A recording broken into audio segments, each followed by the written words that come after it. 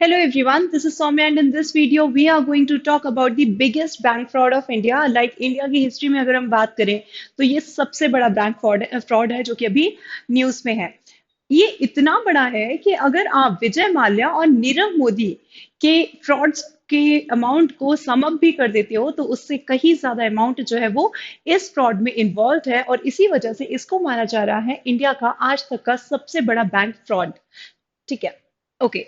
सो समझते हैं कि क्यों ये न्यूज में है, ये क्या पूरा इशू है और कैसे ये पूरा फ्रॉड जो है वो डिटेक्ट हुआ।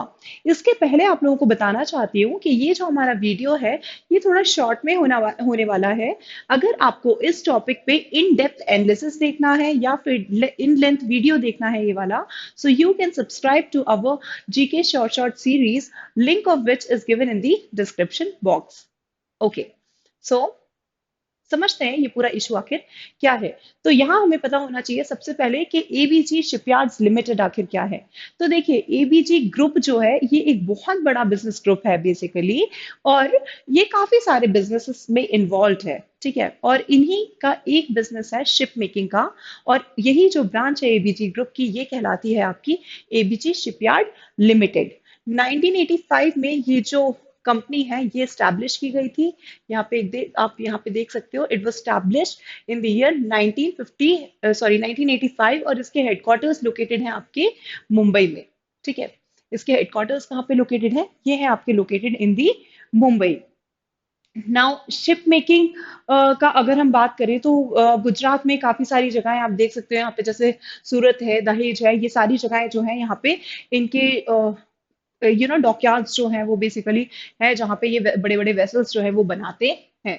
इनफैक्ट सिर्फ इंडिया में ही नहीं, काफी बड़ा एक्सपोर्ट बिजनेस भी है जहाँ पे ये वेसल्स बना के एक्सपोर्ट करते हैं। तो काफी टाइम से ये कंपनी जो है वो है इंडिया में और ये बहुत अच्छा काम भी कर रही है।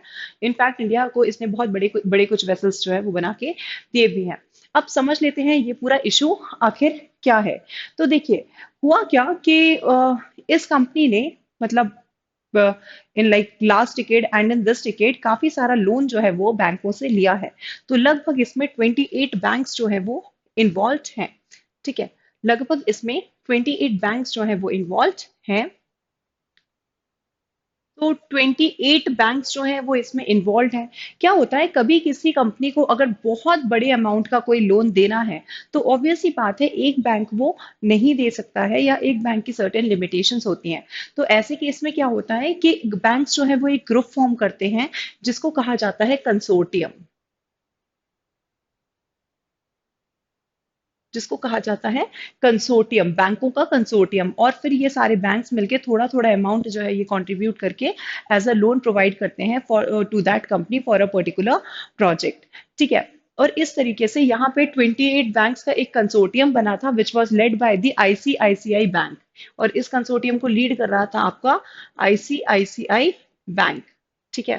तो इन सारे बैंकों ने मिलके लगभग एक बहुत बड़े अमाउंट का 22,840 कुछ करोड़ का जो लोन है वो दिया आपकी एबीजी शिपयार्ड्स को। और देखिए जब भी बैंक लोन देता है तो भाई यहाँ पे काफी सारी चीजें जो है वो देखी जाती हैं कि कौन से प्रोजेक्ट में लोन देना है, कंपनी से किस तरीके से इन्वेस्ट करने वाली है, एंड ऑल सच थिंग्स। तो इतने सारे बैंक्स ने मिलकर क्या करा, इस कंपनी को जो है वो बहुत ज्यादा लोन दिया। अच्छा, ओवर द टाइम जो है ये पता चला कि ये कंपनी जो है इस बैंक के पैसे को जिस काम के लिए लिया गया था उसमें तो नहीं इन्वेस्ट कर रही है, बल्कि दूसरी जगहों पे कहीं पे प्रॉपर्टी खरीद ली, कहीं इनने अपनी सिंगापुर वाली सब्सिडियरी जो है उसमें किसी तरीके से प्रॉफिट शिफ्टिंग कर दी, मतलब किसी प्रोजेक्ट के थ्रू दिखा दिया और ट्रांसफर कर दिया पैसा वहां पे।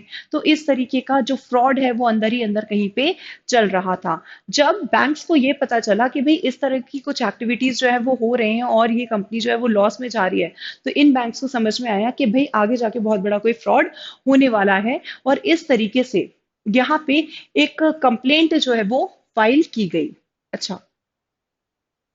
ठीक है। तो कंप्लेंट जो है वो फाइल की जाती है और इस कंप्लेंट में फिर चेक किया जाता है कि भाई इसको कहते हैं फॉरेंसिक ऑडिट। देखिए दो तरह के ऑडिट्स होते हैं। एक तो होता है आपका नॉर्मल ऑडिट, ठीक है, normal audit basically normal check होता है। और एक क्या होता है कि जब बैंक्स इतना बड़ा कुछ अमाउंट वो है जो है वो लोन की तरह देते हैं, तो ऑब्वियसली बात है यहाँ पे उन्हें बहुत डर लगता है कि भाई किसी तरह का कोई फ्रॉड ना हो जाए या फिर इतना सारा पैसा जो है वो कहीं डूब ना जाए। तो इसके लिए बैंक्स जो है वो स्पेशल टाइप की ऑडिट जो है वो डिमांड कर सकते हैं, जिसको कहा जाता है फॉरेंसिक ऑडिट।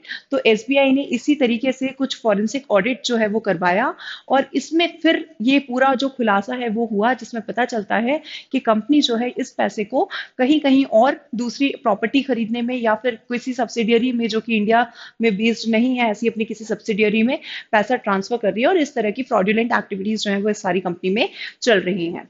ठीक है, इसके लिए पहली कंप्लेंट जो है वो 2019 में फाइल की गई थी। लास्ट ईयर भी ये केस जो है वो थोड़ा सा न्यूज में रहा था, लेकिन ऑब्वियसली उसके ऊपर कुछ फाइनली पता नहीं चला कि था कि कौन कौन से लोग जो है वो इसमें इन्वॉल्व हैं, इसलिए बड़ा मुद्दा जो है ये वो नहीं बना उस टाइम पे।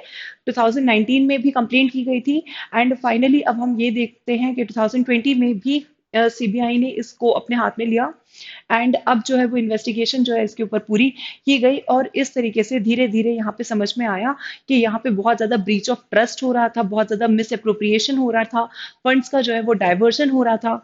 ठीक है, तो इस तरह की चीजें जो है वो हो रही थी। तो आईपीसी के तहत और प्रिवेंशन ऑफ करप्शन एक्ट जो हमारा है उसके तहत इस कंपनी के अगेंस्ट जो है वो केस फाइल किया गया है। सीबीआई अभी इन्वेस्टिगेशन कर रही है। अभी तक का फिलहाल जो चीजें सामने आई हैं उसमें जो इनके आपके हेड हैं, दैट इज काफी सारे डायरेक्टर्स और सीईओज जो हैं उनको अरेस्ट भी किया गया है। पारस अग्रवाल, सॉरी पारस अग्रवाल नहीं, sorry, I am really sorry, this Rishi Agarwal जो है उन्हें भी बुक किया गया है इस रिसेंट केस में। ठीक है, तो सीबीआई ने उन्हें बुक कर लिया है। ये है अभी रिसेंट न्यूज, और आगे अभी इन्वेस्टिगेशन चल रही है। Let us see what happens, we'll keep you updated and soon see you in the next video. This is all for now. Thank you everyone, have a nice day, bye bye.